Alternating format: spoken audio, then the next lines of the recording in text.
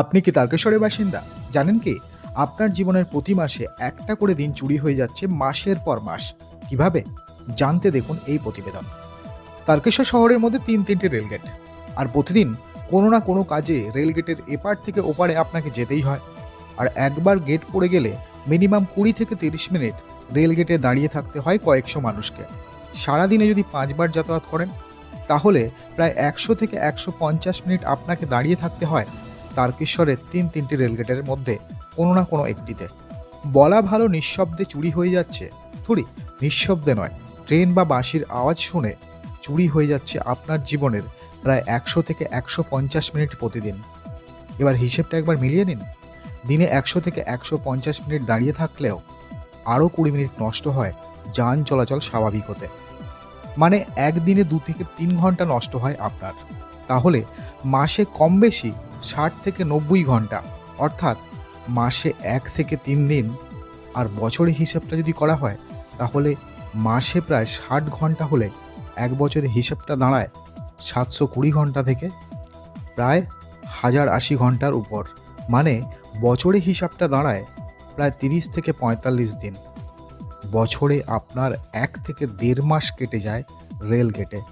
এবার যদি ধরা হয় আপনি তারকেশ্বরে ৫০ বছর ধরে বসবাস করে আসছেন এবং নিত্যদিন কাজের জন্য বা কোনো কারণে রেলগেটের এদিক ওদিক যাতায়াত করেন, তাহলে আপনার জীবন গেটেই কেটে গেছে ৫ বছরের ওপর।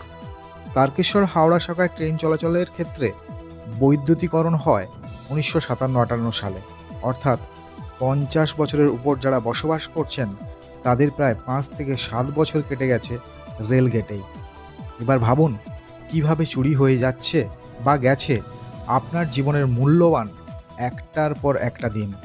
এমন করে 10 থেকে 15 মিনিট একটা লোক যদি দাঁড়িয়ে থাকে, তারা যদি কোনো অসুবিধা কাজ থাকে, সে তো যেতে পারবে না। হিসেবটা মাসে গিয়ে কি দাঁড়াচ্ছে? মাসে গিয়ে কতক্ষণ হচ্ছে এটা একটা? প্রায় একটা দিন। হ্যাঁ, মানে যারা তারকেশ্বরের বাসিন্দা প্রায় এক একটা দিন চুরি হয়ে যাচ্ছে এই গেটে। এই গেটের জন্য। মানে গেটের সমস্যা তো রয়েইছে।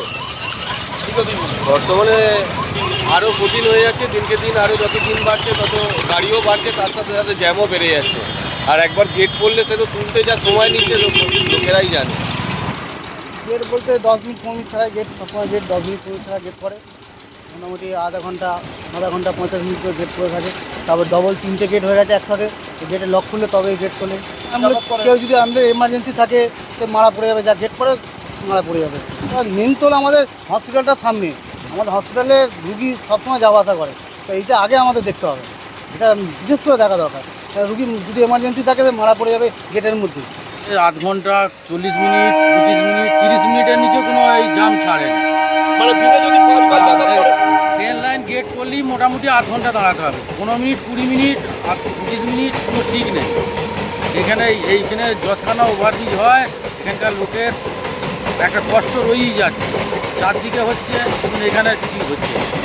তা ওভারব্রিজ হলে ভালো হয়, লোকের যাতায়াতের সুবিধা হবে। এই যে তার রুগী নিয়ে গেলে, পেশেন্ট নিয়ে গেলে, সে তো এখানেই আধমারা হয়ে যায়। সামনেই তো হসপিটাল। হসপিটাল আছে, যেতে পারছে না।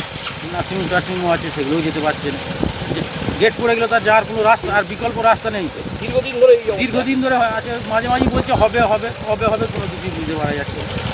যদিও রেলের তরফ থেকে জানানো হয়েছে তারকেশ্বর স্টেশনকে অমৃত ভারত প্রকল্পে আধুনিক স্টেশন তৈরি করার কাজ সম্পন্ন হলে 3টে রেলগেটের মধ্যে কোনো একটিতে ওভারব্রিজ বা সাবওয়ে তৈরি করা হবে। সেই অপেক্ষাতেই দিন কাটাচ্ছেন তারকেশ্বরবাসী। যদিও ইতিমধ্যেই ওভারব্রিজ নির্মাণের জন্য ১২ নম্বর রোডের ২৩ নম্বর রেলগেট সংলগ্ন এলাকার মাটি পরীক্ষার কাজ ইতিমধ্যেই সম্পন্ন করেছে রেল। এবার শুধু অপেক্ষা ওভারব্রিজ বা সাবওয়ের। ব্যুরো রিপোর্ট, তারকেশ্বর বার্তা।